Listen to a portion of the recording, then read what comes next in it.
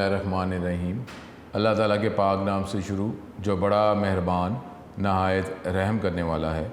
अस्सलाम वालेकुम स्टूडेंट्स, मैं हूं आपका teacher Mohammad Asim Nasar, first year ICS computer science के नेक्स्ट लेक्चर के साथ यूनिक ग्रुप ऑफ इंस्टीट्यूशन की तरफ से हाज़िर हूँ। उम्मीद है स्टूडेंट आप खैरियत से होंगे और दिन की इब्तिदा और दिन की इंतहा जो है वो अल्लाह ताला के पाक नाम से ही करते होंगे। और ये देख लें कि हमारे जहन में, दिल दिमाग में हमेशा जो है वो अल्लाह रसूल ही रहना चाहिए। और जिससे ज़ाहिर है जो ही अब कई दफ़ा होता है कि रेफरेंस आप इस्तेमाल कर रहे होते हैं, लेकिन वो रेफरेंस जो है जो भी कंपनी का हेड है, कॉलेज का हेड है, एकेडमी का हेड है, वो उस तक ही रेफरेंस पहुंचता है और फिर उसकी मर्ज़ी है कि वो कबूल करे ना करे। तो ये दुनिया जहान जो है इसका मालिक कौन है? अल्लाह ताला।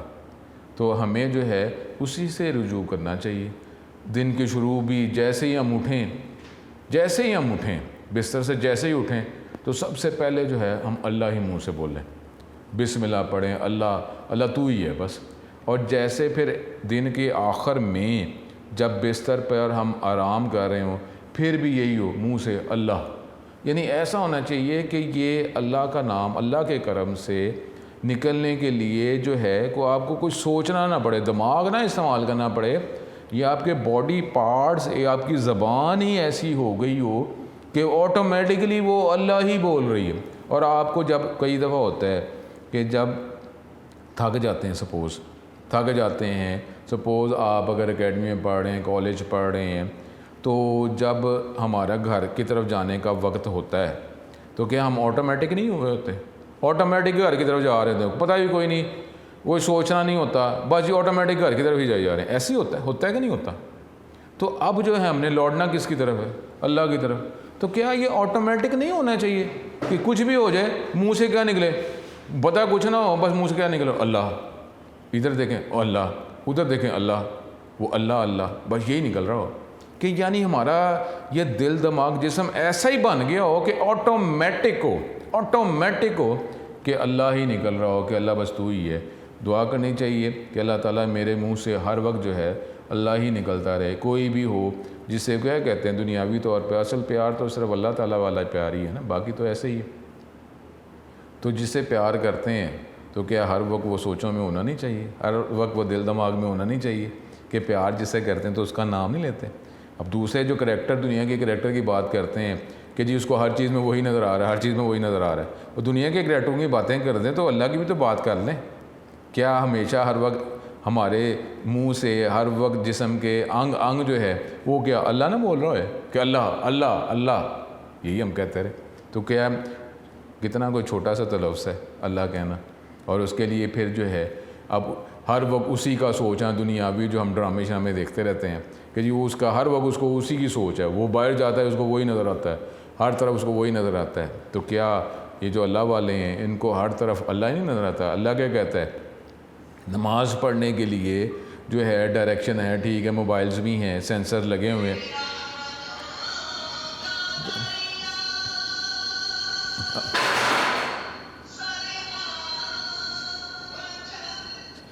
हाँ, तो उसमें हमारे पास जो है कि जब इस तरह होता है तो जिससे हम प्यार करते हैं तो हमेशा जो है हर वक्त हमें वही नज़र आता है। तो अल्लाह ताला जो है हर वक्त तो हमारे दिल दिमाग में अल्लाह ही होना चाहिए, ठीक है। तो ये अपने टॉपिक की तरफ हम चलते हैं, और ये टॉपिक जो है अब ये चैप्टर नंबर 6 जो है सिक्योरिटी की हम बात कर रहे हैं कि सिक्योरिटी जो है वो, अब सिक्योरिटी के लिए हमारी दुनिया सिक्योर कैसी होगी? वो जो मेन जो है जो बचाने वाला है वही हमारा प्रोटेक्टर है। हमने उसी के, हमें क्या करना चाहिए? अल्लाह तू ही हमेशा हमें अपनी पनाह में ले ले। अल्लाह की पनाह ही सबसे प्यारी पनाह है, और वो अल्लाह ही अल्लाह है। आगे का रेफरेंस, आगे किधर चलना है? कहीं पे भी नहीं चलना। वही हमें बचाने वाला, अल्लाह तू ही करम करने वाला है, अल्लाह तू ही करम कर दे। हमारी औकातें क्या हैं? क्या औकातें? ये सिक्योरिटी मेजर जो अडॉप्ट करते हैं दुनियावी तौर पर, तो बचाने वाला को कहते हैं मौत जो है वो मौत खुद ही बचाने वाली है। मौत ही मौत से बचाती है। जब तक मौत ने नहीं आना, जब तक मौत, तो कोई मौत आ ही नहीं सकती। यानी मौत कहते हैं खुद ही एक प्रोटेक्शन है। जब तक आपका, तो उस टाइम तक कोई कुछ भी नहीं होना। तो अब वो जो सारे बुजुर्ग क्या कहते रहे कि जब मेरी मौत आनी फिर ही आनी, उससे पहले तो मेरी मौत आ ही नहीं सकती, ठीक है। तो ये अभी सिक्योरिटी भी ऐसे ही है। और यही सारी बातें जो हैं, अगर देखें अब ये सिक्योरिटी का टॉपिक है, अगर दिल दिमाग में अल्लाह रसूल है तो हर टॉपिक से हमें वही नज़र आता है कि जी अब सिक्योरिटी टॉपिक जो है फर्स्ट ईयर में है, अब ये टॉपिक हम पढ़ने लगे हैं कि सिक्योरिटी वायलेशन का टॉपिक है, इसको हम देखते हैं। लेकिन उसके लिए फिर क्या ताल्लुक़ हमारे पास अल्लाह, ठीक है। कोई इल्म तो वही है ना जो अल्लाह की तरफ ही लेके जाए। कुछ भी पढ़ें आप, फिज़िक्स केमिस्ट्री मैथ जो कुछ भी पढ़ें, कंप्यूटर पढ़ें, उर्दू पढ़ें, पाक स्टडीज़ पढ़ें, ये पढ़ें, इस्लामियात पढ़ें, इस्लामियत तो अल्लाह अल्लाह ही है। तो आप जो भी पढ़ें तो क्या हो, हमें उस नॉलेज जो है वो अल्लाह की तरफ ही लेके जाए। वो ज़ाहिर तौर पे कंप्यूटर पढ़े जा रहे हैं, फिज़िक्स पढ़े जा रहे हैं, तो तवज्जो किस में होनी है, अल्लाह पे। क्या फ़िज़िक्स से हमें अल्लाह नहीं पता चल सकता? क्या बायो से हमें पता नहीं चल सकता? क्या केमिस्ट्री से हमें अल्लाह नहीं पता चल सकता? चल सकता है, इसमें क्या है, ठीक है। अल्लाह ताला हम पे अपना करम रखे। और दुआ करनी तो सारी दुनिया जहान की जानदारों के लिए करें, इतने कोई बिल्कुल छोटी छोटी दुआएं ना करें सारी दुनिया जहान के। क्या अल्लाह के ख़जाने में कमी है कि जी आप अपनी दुआ करें, किसी और की दुआ करेंगे, यार मेरी दुआ कम ना पड़ जाए, और ये थोड़ी की बात होती है, ठीक है। तो अल्लाह ताला हम पे करम करे और इसी तरीके से हम नमाज़ पढ़ते रहें, इबादत करते रहें, शुक्र अदा करते रहें। अल्लाह ताला हम पे अपना करम करे, सब पे अल्लाह ताला अपना करम करे, और ये जो वबा है ये दोबारा ना आए। और अल्लाह ताला जो तरीका बता दिया दुनिया गुजारने का तरीका, हर एक सजदे पे गिर गए थे कि नहीं गिर गए? सारी दुनिया जहान के जो लोग हैं वो सड़कों पे गिर गए, सजदे पे चले गए अल्लाह को पुकारने। तो क्या लिखा हुआ है कि जब वो कश्ती में होते हैं और कश्ती जब वो डूबने लगती है तो अपने बुत छोड़ देते हैं, फेंक देते हैं और अल्लाह को पुकारते हैं। और जब अल्लाह उनको निकाल देता है, किनारे पे ले जाता है, फिर जाके बुत पकड़ लेते हैं। तो ये हमारे बुत ही तो हैं सारे। बुत क्या, एक एल्यूजन की बात हम कर रहे हैं। तो अल्लाह के अलावा किसी को पूजना बुत ही है, और क्या है। अल्लाह तो सच्चा वही है, अल्लाह जिसने दुनिया ये पैदा की। तो हम वो जब होते हैं तो फिर दूसरों की तरफ हम चलना शुरू होते हैं, यार तू ही है तो अल्लाह, ठीक है। अल्लाह ताला हम पे अपना करम करे। अपना टॉपिक जो है सिक्योरिटी वायलेशन की तरफ चलते हैं। स्टूडेंट, ये अगला टॉपिक जो है वो डाटा सिक्योरिटी, ठीक है। ये हमारे पास ये पेज है, ये पेज जो है 94 इसके आगे भी है, लेकिन ये शॉर्ट क्वेश्चन के तौर पर ही हम इसको कर लेंगे, ठीक है। ये अब नोट्स से भी आप ये गेट कर सकते हैं कि ये इट इज़ अ मेथड कि data will be accessed by authorise person, कि ऑथराइज पर्सन ही वही डाटा एक्सेस कर सकें, वही रीड कर सकें, वही मॉडिफाई डिलीट कर सकें। इस मेथड को डाटा सिक्योरिटी कहते हैं। It is the right of a person that data is accessed by authorise person only, ठीक है। अब ये डाटा सिक्योरिटी, ये जो पैराग्राफ जो आ रहा है ये हमारे पास, ये इसको रीड बेशक कर लें। The organization obtaining the data is responsible for the security of data। इसमें सिर्फ डाटा सिक्योरिटी का शॉर्ट क्वेश्चन ही हमने करना है कि ऑर्गेनाइजेशन जो डाटा होल्ड कर रही होती है वही रिस्पॉन्सिबल है सिक्योरिटी डाटा की के लिए। Will be liable to prosecution for the lapses, definitely उनके अगेंस्ट जो है लॉ के हवाले से अगेंस्ट जो है वो उनके एक्शन लिया जा सकता है अगर वो सिक्योरिटी प्रॉपरली मेंटेन नहीं करते और उसको अपडेट नहीं रखते। You can use internet to connect to a network in any part of the world and see any data on that network. Today many organizations heavily depend upon fast computer processing, ठीक है।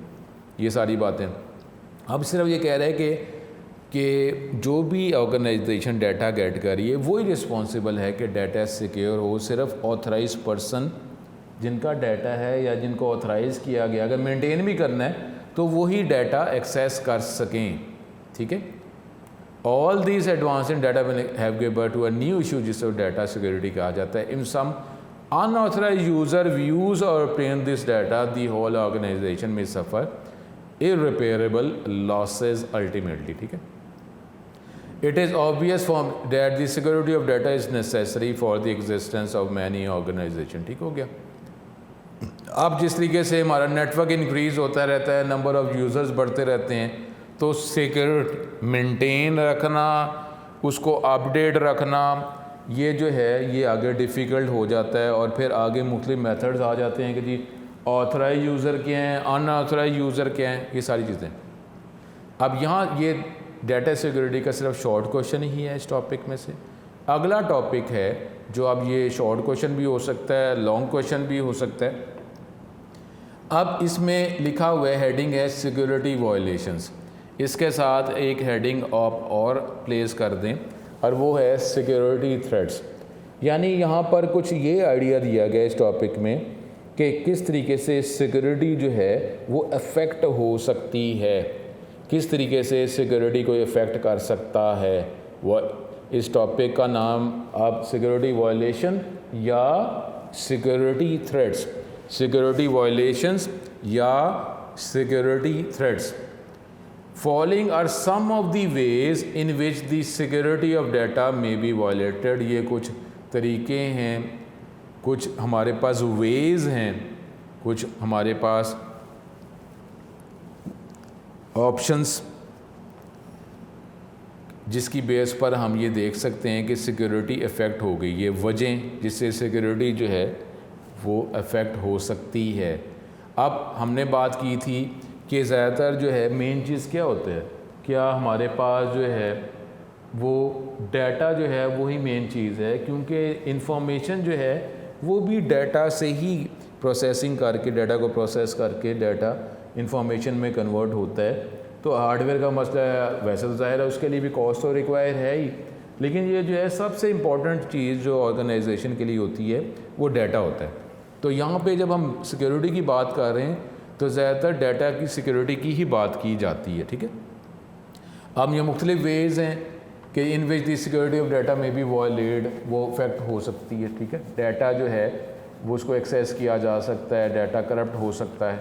क्या है, एक तो ये है जो हमने बात स्टार्ट में इस चैप्टर के शुरू में किया था कि फ़िज़िकल एक्सेस। अब someone may break into the computer room, वो ज़बरदस्ती अगर आ गया तो ये फ़िज़िकल एक्सेस जो है वो ज़बरदस्ती उसने कर ली, तो इस तरीके से ज़ाहिर है सिक्योरिटी इफ़ेक्ट हो गई। जब फिज़िकली आ गया है तो अब जो है वो डाटा को एक्सेस कर सकता है, तो ये भी हमारे पास सिक्योरिटी जो है वो वायलेट हो सकती है। ये सिक्योरिटी एक थ्रेट है। Someone may break into the computer room, वो उस जगह पे आ गया, उस बिल्डिंग में आ गया। अब बिल्डिंग में आ गया, अब क्योंकि अगर हमारे पास डाटा जो है कंप्यूटर में मौजूद है, कंप्यूटर सिस्टम्स में मौजूद है, सर्वर्स में मौजूद है। अब ये है कि ठीक है कंप्यूटर के वाले से अब तो हम वायरलेस जो है कनेक्शन की भी बात कर रहे होते हैं, लेकिन फिर भी फ़िज़िकल एक्सेस जो है अगर हो जाती है, उस बिल्डिंग तक पहुंच जाता है, तो फिर तो अब वो क्या करे, वो फ़िज़िकल एक्सेस जो है वो ही नहीं अगर रुक सकी तो आगे जो है वो डाटा को एक्सेस कर सकता है, कंप्यूटर सिस्टम को एक्सेस कर सकता है।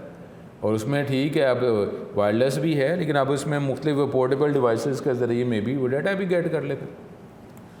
And take away all storage devices, ये तो एक्सट्रीम ही हो गया कि वो जो सारे स्टोरेज डिवाइसेस हैं जिसके अंदर housing, having, containing sensitive data, वही साथ ले गया, वही साथ ले गया। फिज़िकल एक्सेस हो गई और वो जो डाटा जहाँ पे था, वो जो स्टोरेज जो डिवाइसेस थे वो स्टोरेज डिवाइसेस ही फिज़िकली ही ले गया, तो ये एक problem.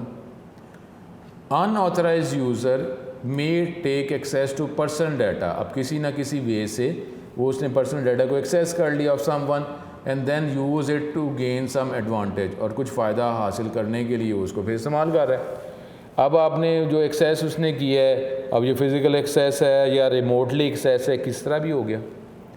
For example if someone gets access to your credit card number, वो क्रेडिट कार्ड नंबर तक उसकी रसाई हो गई, then he can use it to do online shopping from your account. अब किसी तरीके से भी उसने एक्सेस कर लिया, ठीक है, फ़िज़िकल एक्सेस कर लिया, वो क्रेडिट कार्ड जो है वो चोरी कर लिया, या आप जिस तरीके से हम बात कर रहे हैं अब एटीएम के, जिस तरह वो क्राइसिस थे कि एटीएम पे वो पाउच जो है कोई और लगा ली, या वो कैमरा किसी तरीके से ऐसे कर लिया, तो ये मुख्तलिफ वेज़ हैं। अब वो क्रेडिट कार्ड नंबर किसी तरीके से हमारे पास आ जाता है तो ठीक है, वो अलग बात है, कोड भी है, लेकिन फिर भी एक जो स्टेप था कि क्रेडिट कार्ड नंबर, उसके बाद आगे वो जो आपका जो भी आपने कोड है, यानी एक स्टेप तो आपके पास आ गया ना, अब आप करीब तो हो गए। तो ये जो है इस तरीके से भी अब सिक्योरिटी जो है वायलेट होने का चांस बढ़ जाता है, ये भी एक सिक्योरिटी थ्रेट है। अब आगे अगर हम बात करते हैं, जिस तरीके से हमने ईमेल की बात कर रहे थे, an unauthorised user may use an online mail server like mail.yahoo.com to view email message of other users. उसने मेल सर्वर को एक्सेस कर लिया। अब मेल सर्वर को जब एक्सेस कर लिया, अब वह मेल सर्वर जो है उसी पे तो डाटा मौजूद है। उसी पे डाटा मौजूद है, अगर उसने उसको एक्सेस कर लिया तो इसका मतलब क्या हुआ कि अब आपका डाटा जो है वो सेव तो नहीं रहा। अब वो डाटा आपका सेव नहीं है तो वो ईमेल्स के अंदर जो भी आपने डाटा कॉन्टेक्ट्स जो भी रखे हुए हैं उसको भी डेफिनेटली फिर एक्सेस किया जा सकता है। An unauthorised user may use an online mail server, जैसे मेल सर्वर को एक्सेस कर लिया लाइक mail.com, ये जो भी हमारे पास जो सर्विस प्रोवाइडर्स हैं, वो सर्वर जो हैं, क्योंकि बैकग्राउंड में डिफरेंट यूज़र जो हैं वो सर्वर के ज़रिए ही आपस में जो है कम्युनिकेशन कर रहे होते हैं। तो अब मेल सर्वर को एक्सेस कर लिया, अकाउंट को एक्सेस कर लिया, अब अकाउंट में जो भी इंफॉर्मेशन है उसने उसको एक्सेस कर ली। अब आप उसको वो मॉडिफाई कर दें, चेंज कर दें, डिलीट कर दें, या अब वो उसके अंदर जो कॉन्टेक्ट्स थे वो कॉन्टेक्ट्स उसको मिल जाए, कुछ भी हो सकता है। तो अब जो है अब ये तो और मसला पड़ गया ना कि पहले तो सपोज़ फ़िज़िकल हम एक्सेस की बात ही करते थे, अजी आप फ़िज़िकल एक्सेस ही रोक ली, लेकिन अब जो है अब तो फ़िज़िकल एक्सेस के साथ रिमोट एक्सेस भी है। ये तो और मसला है ना कि अब वो पर्सन जो है वो फ़िज़िकली उस जगह पे मौजूद ही नहीं है, लेकिन रिमोटली फार ऑफ जो कहीं दूर है वहाँ से ही वो डाटा उसने एक्सेस करना शुरू कर दिया। ये तो बढ़ गए ना मसले, यानी कंप्यूटर टेक्नोलॉजी जो है, आईटी जो है, उसका फ़ायदा तो है ही है कि कहीं से आप ऑथराइज्ड यूज़र जो हैं अपना डाटा गेट कर सकते हैं, लेकिन अब अनऑथराइज्ड यूज़र जो हैं वो डिफरेंट मेथड से, डिफरेंट तरीक़ों से वो अब एक्सेस कर रहे हैं। ये भी एक मसला बढ़ गया। पहले तो था ना फ़िज़िकल एक्सेस, अब जो कहाँ पहुँचेगा उस जगह को फ़िज़िकल एक्सेस करेगा फिर ही वो डाटा गेट कर सकते हैं, तो बस फ़िज़िकल एक्सेस रोक लो। लेकिन अब ये भी अब फ़ायदा है तो नुकसानात भी कई दफ़ा आ जाता है। टेक्नोलॉजी जो है उसके फ़ायदे भी हैं तो फिर उसके नुकसानात भी, अब टेक्नोलॉजी की वजह से फिर नुकसानात भी ज़्यादा हो चुके हैं। Someone can send a virus, अब वायरस जो है ये भी हमने बात कर रहे थे कि एक डिस्ट्रक्टिव प्रोग्राम है, एक प्रोग्राम है, तो अब वो जो डिस्ट्रक्शन कर रहा है कि आपका डाटा एक्सेस किया जा रहा है, उसको मॉडिफाई किया जा रहा है, आपको पता नहीं डाटा मॉडिफाई हो रहा है, या अब आपका डाटा जो है आप जो एंटर कर रहे हैं वो डाटा कहीं और भी पहुंचता जा रहा है, आपको पता ही नहीं, ये भी है। तो जब ज़रूरत पड़ेगी अब उस डाटा को कैश किया जा रहा है या मज़ीद आगे जो है वो उसको सेल आउट किया जा रहा है, ये भी तो है। ये लिस्टिंग जो है ये भी एक बड़ा काम है, हो गया कि जी एक लिस्ट जो है प्रमोशन के लिए हमें क्या चाहिए होते हैं, नंबर ऑफ़ जितने कॉन्टैक्ट्स ज़्यादा होंगे तो उतनी हमारी प्रमोशन होगी। एक दफ़ा मैसेज जो है वो करेंगे तो लिस्ट अगर अटैच हमने की हुई है तो पूरी लिस्ट पे वो मैसेज चला जाएगा। इसके लिए ये जो कॉन्टैक्ट लिस्ट जो है इसकी भी बहुत ज़्यादा वर्थ है।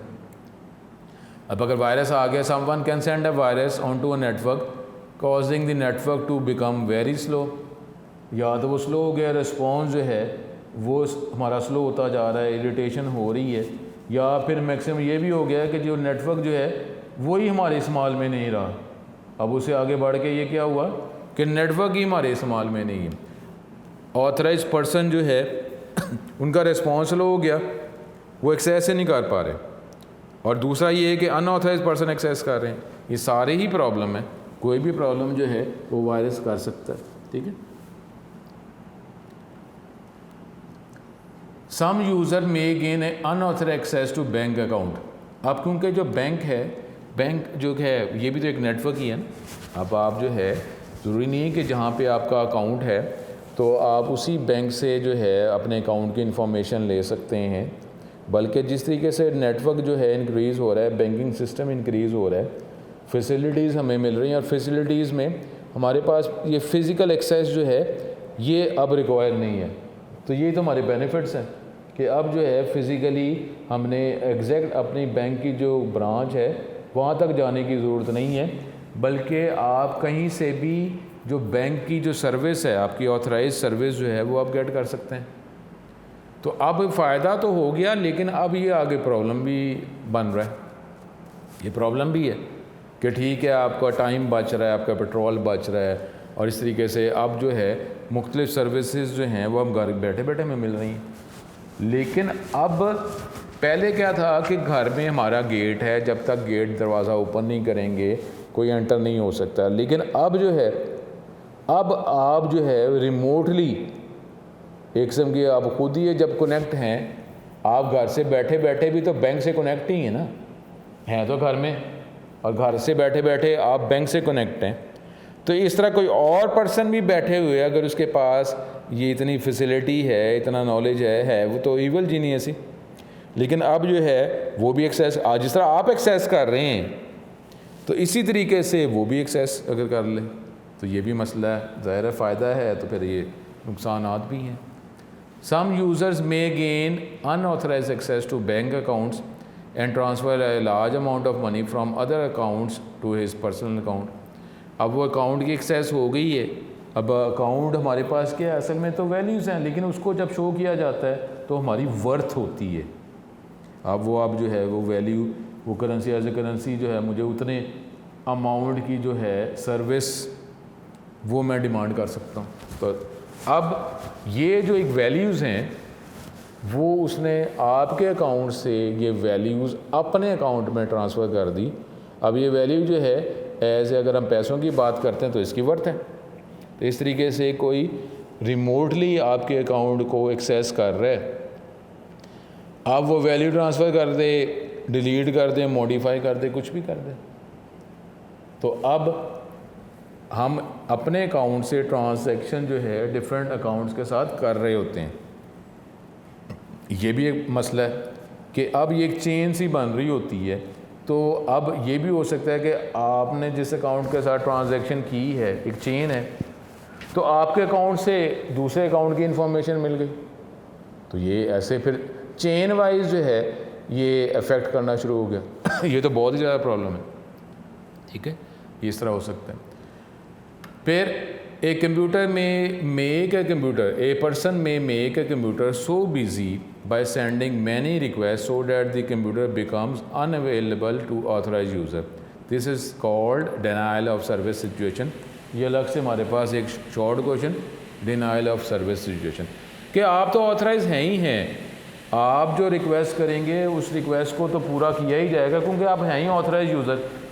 लेकिन अब क्या हुआ कि आपकी रिक्वेस्ट पूरी नहीं हो पा रही, बल्कि कोई और पर्सनस हैं जो अनऑथराइज हैं, उनकी रिक्वेस्ट पूरी की जा रही है, या आपका रिस्पॉन्स ही स्लो हो गया कि आपको रिप्लाई जितने अरसे में रिक्वायर था अब आपको वेट करना पड़ा। ये भी तो एक प्रॉब्लम है, इरिटेशन ही है।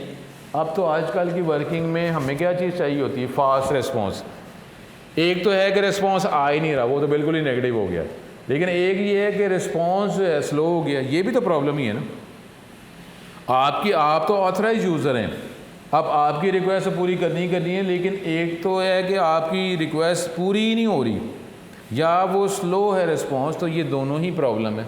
तो इस तरीके से कोई पर्सन जो है उसने आपके कंप्यूटर को इतनी बिजी कर लिया कि वो अपनी रिक्वेस्ट भेजे जा रहा है, वो अनऑथराइज है, वो रिक्वेस्ट भेजी जा रहा है, उसकी रिक्वेस्ट को पूरा किया जा रहा है। आपकी रिक्वेस्ट जो है वो जॉब रिक्वेस्ट की क्यू में उसका नंबर देर से आ गया, तो हम इससे क्या हुआ, रिस्पॉन्स लो हो गया। मैक्सिमम कर ले इतनी रिक्वेस्ट भेज दी है कि अब आपकी बारी आ ही नहीं रही, तो ये भी हमारे पास ये एक प्रॉब्लम है, ठीक है। तो ये इस हवाले से ये टॉपिक, इसको डिटेल में अगर हम देखें तो ये अब टॉपिक, और इसमें वो क्या है, ये हम चैप्टर 6 कर रहे हैं, security threats to data security, ठीक है। Following are some of the ways in which security of data may be violated. Hardware theft, someone may break into the computer room, वो आया और वो डिवाइसेस लेके चला गया, ये तो एक्सट्रीम ही हो गया।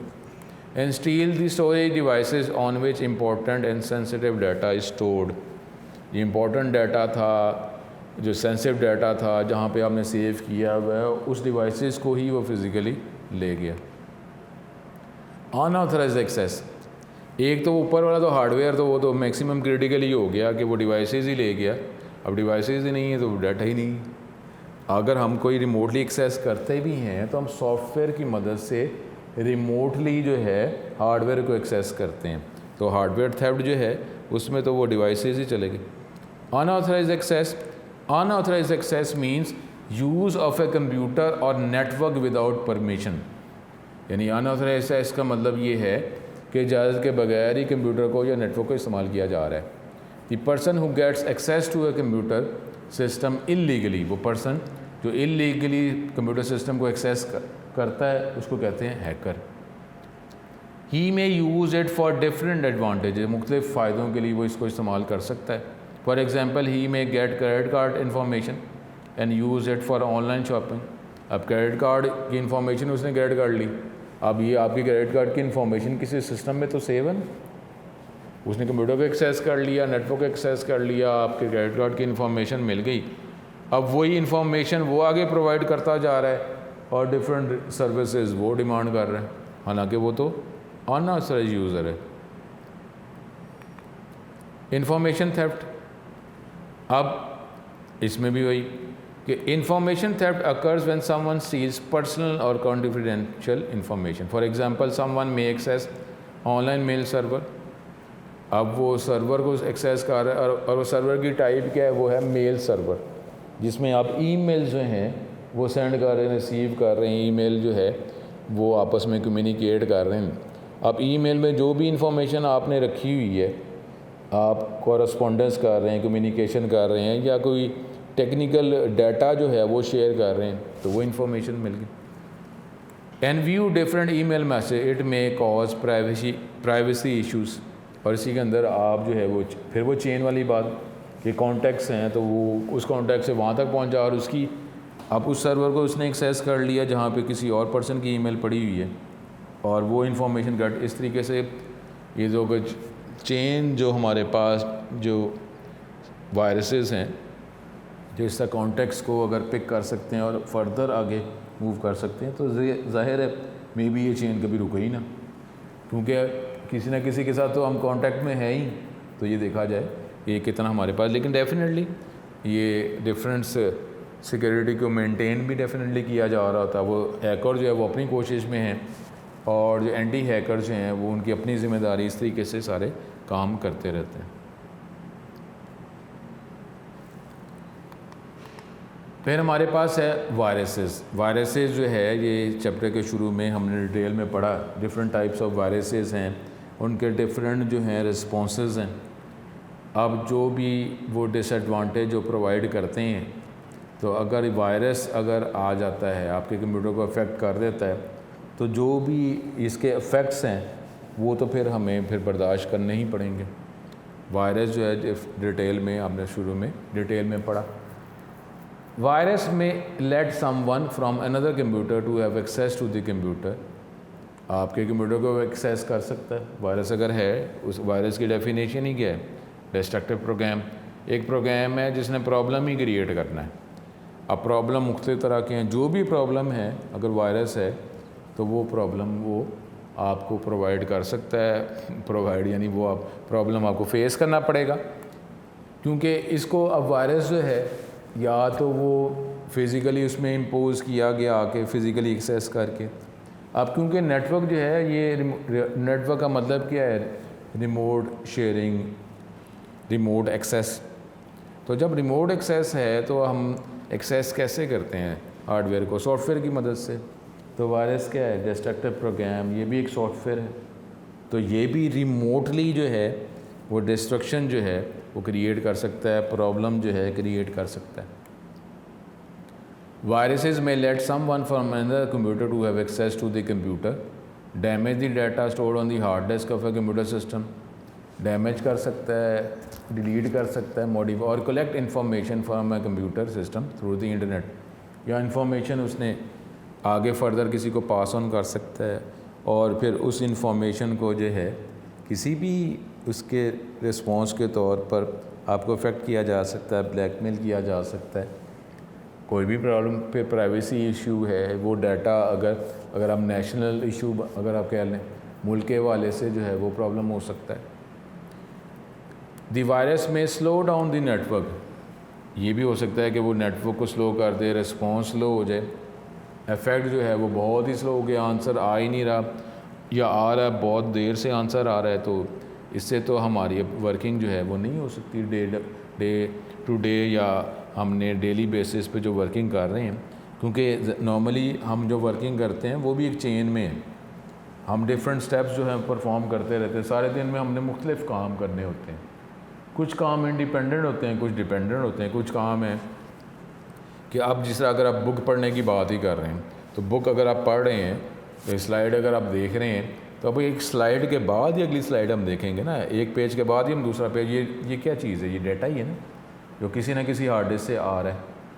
अब वो जो है वो रिस्पॉन्स ही मेरा स्लो आ रहा है, मैं क्लिक कर रहा हूँ, वो इन्फॉर्मेशन ही मुझे एक पेज की नज़र ही नहीं आ रही, और पेज की इन्फॉर्मेशन गलत नज़र आ रही है, या फास्ट रिस्पॉन्स है ही नहीं, बहुत ही स्लो रिस्पॉन्स है। तो मैंने अगर 10 पेज पढ़ने हैं तो 10 पेज पढ़ने हैं, वो एक पेज के बाद दूसरा पेज की इन्फॉर्मेशन ही बहुत देर से मिल रही है। तो मेरे पास तो वो मैंने ये करने के बाद उसके बाद मज़ीद काम करना है, मैंने कोई दूसरी बुक जो है दूसरे सब्जेक्ट की तैयारी करनी है। तो इस तरीके से जब एक ही सब्जेक्ट की तैयारी नहीं हो पा रही तो कैसे करूँगा? इस तरीके से एंटायर जो हमारी वर्किंग जो है वही इफ़ेक्ट हो जाती है। तो वायरस में स्लो डाउन दी नेटवर्क, वो आपके कंप्यूटर को, नेटवर्क को ही स्लो कर देगा, रिस्पॉन्स ही नहीं आ रहा, स्लो हो गया, या अब वो रॉन्ग डाटा है प्रोवाइड कर रहा है, ओरिजिनल डाटा है ही नहीं। अब वायरस का तो ये भी तो इफेक्ट है ना, ये जो आंसर दे रहा है अब वो पता नहीं आंसर सही है भी कि नहीं, क्योंकि वायरस जो है मे बी ओरिजिनल डाटा वो दिखा नहीं उसके ज़रिए, क्योंकि अफेक्ट कर दिया। तो अब जो डाटा, क्योंकि वायरस ने अफेक्ट किया हुआ है, तो डाटा जो आपको नज़र आ रहा है मे बी वो असल डाटा है ही नहीं, और even make it unusable to authorise user. एक तो एक्सट्रीम तो यही है कि वो डाटा नज़र ही नहीं आ रहा, एक तो ये एक डाटा नज़र आ रहा है, रिस्पॉन्स लो है, तो अब रॉन्ग डाटा नज़र आ रहा है, और एक्सट्रीम क्या है, अब डाटा ही नहीं नज़र आ रहा। तो फिर वर्किंग हम कर क्या सकेंगे? ठीक है, वर्किंग तो हम नहीं कर सकते कुछ भी। एक्सेस टू बैंक अकाउंट्स, अब बैंकिंग सिस्टम है आजकल के एनवायरनमेंट में, बैंक के बगैर तो गुजारा ही नहीं है। कौन सा ऐसा पर्सन है जो बैंक के बगैर जो है उसकी डेली वर्किंग हो रही हो? ऐसा नहीं है। तो अब इसीलिए फिर बैंकिंग का सिस्टम जो है बहुत क्रिटिकल, बहुत इम्पोर्टेंट सिस्टम है। ठीक है, सिक्योरिटी मेजर्स अडॉप्ट किए होते हैं, लेकिन अब इसमें जो वैल्यूज़ हैं वो हमारी ये सर्विसेज जो हैं जो हम गेट करते हैं, असल में एक वैल्यू है ना, लेकिन अब वो वैल्यू किसको शो कर रही है? ये करेंसी को। अब वैसे अगर वैल्यू की बात करते हैं तो वैल्यू है सपोज़ टेस्ट के मार्क्स, और एक वैल्यू है कि जी रुपीज़, तो फ़र्क तो पड़ेगा ना, है तो वैल्यू, लेकिन अब उसकी वर्थ है। अब आप कहीं जाकर किसी शॉप में जाकर अपने टेस्ट के मार्क्स तो नहीं आप करेंगे ना, प्रोवाइड करेंगे कि मेरे जो है सपोज़ 1100 में से अगर 1000 मार्क्स आए हैं, अब वो 1000 वैल्यू जो है, जो आपके मार्क्स हैं, वो दुकानदार को दे दें कि ये मेरे 1000 नंबर आए हैं, 1000 में 1100 में से 1000 नंबर आए हैं, वैल्यू है ना। अब आप कहें ये 1000 नंबर ले लें और मुझे इसके ना ये शॉप में से मुझे इतनी वर्थ की चीज़ें दे दें, भाई वो वैल्यू है, वो तो रिप्रेजेंट कर रहे हैं मार्क्स को। लेकिन अब जब बैंक की बात करते हैं तो ये वैल्यूज़ हैं, लेकिन ये हमारे पास जो करेंसी जो नोट्स हैं उसकी वैल्यू को ये रिप्रेजेंट कर रहे हैं। यानी इसका मतलब है ये वैल्यू जो है अगर हम प्रोवाइड करते हैं किसी को, तो इसके रिटर्न में हमें प्रोडक्ट्स जो हैं, आइटम्स जो हैं या सर्विसेज जो हैं वो हम डिमांड कर सकते हैं। तो अब जो है सिक्योरिटी थ्रेट में ये है कि आपके बैंक अकाउंट जो है उसको एक्सेस किया जा रहा है unauthorizedly. Some user may get unauthorize access to bank account. वो अनऑथराइज एक्सेस जो है वो बैंक अकाउंट को उसने करना शुरू कर दिया। अब वहाँ पे आप वैल्यूज़ पड़ी हुई हैं, वो वैल्यू ट्रांसफ़र कर दी तो इसकी तो वर्थ है, या वो डिलीट ही कर दी। अब आपके अकाउंट में पैसे तो अब हैं ही नहीं। They may transfer a large amount of money to his account, क्योंकि वैल्यू जो है वो करेंसी नोट को रिप्रेजेंट कर रही है, तो ये अब उसने ये वैल्यू वो ट्रांसफ़र कर दी। तो ठीक है, अब ये भी वो जिस तरीके से कहा जाता है कि वो एक टर्म नहीं है अगर न्यूज़ में कि जी जो पैसों की ट्रेल यानी आपने बताना है कि ये आपके अकाउंट में अगर पैसे आ भी गए हैं तो पैसों का सोर्स बताएं। ऐसी है ना, क्योंकि ठीक है, लेकिन अब इसमें डेफिनेटली अब मैं सॉफ्टवेयर इस्तेमाल किए जाते हैं। अब अगर आप देखें ना, एक आपने अगर अपने अकाउंट को एक्सेस किया, ऑथराइज आप यूज़र हैं, आपने अपने अकाउंट से जो वैल्यू जो है वो ट्रांसफ़र की किसी और अकाउंट में, आप तो ऑथराइज थे। अब जो है एक अनऑथराइज पर्सन है, उसने आपके अकाउंट को एक्सेस किया और आपके अकाउंट से एक वैल्यू जो है किसी और जगह पे ट्रांसफ़र कर दी। अब ये कैसे क्लियर होगा कि पहले वाले का एक्शन सही था, लीगली था, दूसरे का इलीगली? ठीक है, तो ये भी तो है ना। लेकिन अब वो जो है, ये तो पूरी एक बातचीत चलेगी। वो अगर कहता है कि जी ये तो मैंने वैल्यू ट्रांसफ़र मैं तो करना ही नहीं चाहता, ये वैल्यू ट्रांसफ़र ऑटोमेटिकली होगी।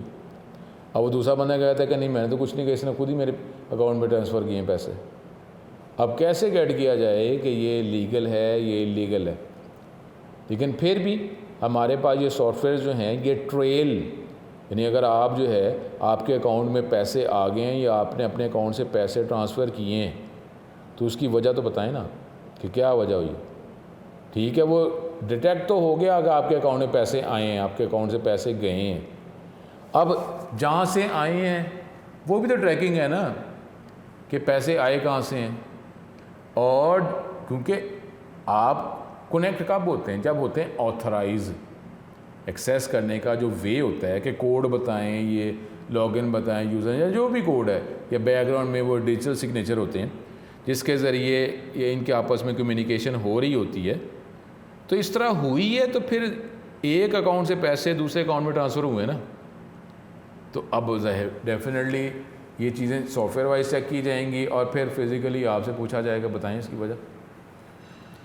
और अगर वो कहता है कि इसने खुद मेरे अकाउंट में पैसे ट्रांसफ़र किए हैं तो बंदा देखेगा यार इसका तेरे साथ ताल्लुक़ क्या है, ऐसे ही वो अकाउंट तेरे अकाउंट में पैसे ट्रांसफ़र कर दिए कुछ ना कभी।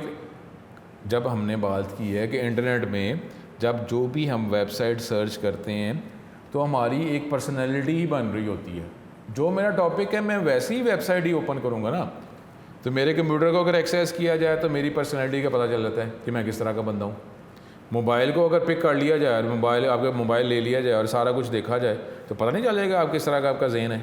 जिस तरह का ज़हन होता है बंदा वही चीज़ें गेट कर रहा होता है, वही चीज़ें इस्तेमाल कर रहा, देख रहा होता है। तो अब उस पर्सन का आपके साथ ताल्लुक़ कैसे बना? पीछे तो कभी कॉन्टैक्ट में आगो नहीं रहे, एकदम ही उसने इतने ज़्यादा पैसे ट्रांसफ़र कर दिए आपके अकाउंट में, कैसे? वजह भी तो हो ना।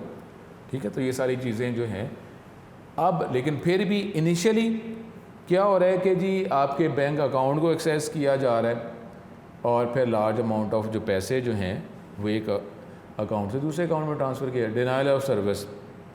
फिर क्या है जी कि आप तो ऑथराइज यूज़र हैं ना, आप तो वैलिड सर्विस डिमांड कर रहे हैं। लेकिन अब क्या हो रहा है, some person may keep a computer और network so busy by sending different request, the computer may become unavailable to legal user. वही रिक्वेस्ट भेजा रहा है। अब हमने क्या बात की है, प्रोसेसर या नेटवर्क सर्वर एक वक्त में एक ही रिक्वेस्ट पूरी कर सकता है। अब आपने रिक्वेस्ट दी है, उससे पहले 100 रिक्वेस्ट आ गई हुई हैं। तो अगर आप एक सीक्वेंस में रिक्वेस्ट करते हैं तो आपकी तो 101 पोजीशन होगी रिक्वेस्ट की, पहले 100 रिक्वेस्ट पूरी की जाएंगी। अब वो हैं अनऑथराइज, आप तो वेट स्टेट पे चले गए ना। तो इस तरीके से ये भी प्रॉब्लम है कि आप वैलिड यूज़र हैं, आपकी रिक्वेस्ट ही पूरी नहीं की जा रही। सिस्टम फेलियर, ये तो बहुत ही मसला पड़ गया। System failure is also a lengthy problem of a computer system. System failure can also cause loss of hardware, software data. Many causes lead to system failure, जैसे हार्डवेयर प्रॉब्लम आ गया, electric power problem, errors. ये भी तो problem ही है कि कई दफ़ा अगर लाइट चली जाती है और प्रॉपर हमारे पास जो है बैटरी बैकअप नहीं है, पावर बैकअप नहीं है। एक तो होता है नॉर्मल शटडाउन, एक है एबनॉर्मल शटडाउन। नॉर्मली जब कंप्यूटर्स की बात करते हैं, जब आप शटडाउन की कमांड देते हैं तो जो भी उसने प्रॉपरली क्लोज़ करनी होती हैं वैल्यूज़, जो है प्रॉपरली हार्डवेयर को बंद किया जाता है, वो फंक्शन सारे परफॉर्म किए जाते हैं। अगर एक ही फ़ौरन ही कंप्यूटर बंद हो जाता है, कोई भी डिवाइस बंद हो जाता है, तो जो उस ऑन होने के स्टेप्स थे, इस तरह क्लोज़ होने के भी स्टेप्स होते हैं, तो वो तो परफॉर्म नहीं ना किया जा सके। तो इस तरीके से हमारा जो सिस्टम जो है, कंप्यूटर सिस्टम हो जाए, कोई भी सिस्टम जो है वो इफेक्ट हो सकता है। तो ये भी एक प्रॉब्लम है कि जी कंप्यूटर चला था, एकदम बंद हुआ तो फिर मसला पड़ गया। लाइट जो है, लाइट अगर आती है और कई दफ़ा उसका जो है वो जर्क जो है, इनिशियल जो पावर जो है वो ज़्यादा आती है, तो इससे भी हमारे प्रॉब्लम हो सकता है। ठीक है, तो ये हमारे पास था आज का टॉपिक, जो हमने देखा कि किस तरीके से जो सिक्योरिटी जो है वो इफ़ेक्ट हो सकती है। अब सारी बातें ना पहले में पता चले कि सिक्योरिटी इफेक्ट कैसे होती है, फिर ही ये सोचेंगे तो फिर हम देखेंगे ना कैसे इससे बचा जा सकता है कि सिक्योरिटी इफेक्ट ना हो। तो ये सारी बातें, और दूसरा जो है जो इलीगल पर्सन है वो ये देखता रहता है, ये सोचता रहता है कि किस तरीके से सिक्योरिटी को इफेक्ट करना है, कि यहाँ पे इन्होंने प्रोटेक्शन रखी हुई है, मेन गेट्स हैं, तो मेन गेट पे सिक्योरिटी है, तो यहाँ से तो नहीं फिर मसला हो सकता। तो अब वो सारे जो हैं लीगल इलीगल वो हमेशा काम करते रहते हैं। और इसमें सिक्योरिटी जो है ये टॉपिक ऐसा है कि अपना तो सोचना अगले का भी सोचना है कि वो क्या सोच रहा है। ठीक है, इस तरीके से ये हमारा आज का टॉपिक था। अगले टॉपिक में ये नेक्स्ट लेक्चर की तरफ जाएंगे कि इससे बचा कैसे जा सकता है। अगले लेक्चर में आपसे दोबारा मुलाकात होगी। अपना बहुत ज़्यादा ख्याल रखें। अस्सलाम वालेकुम।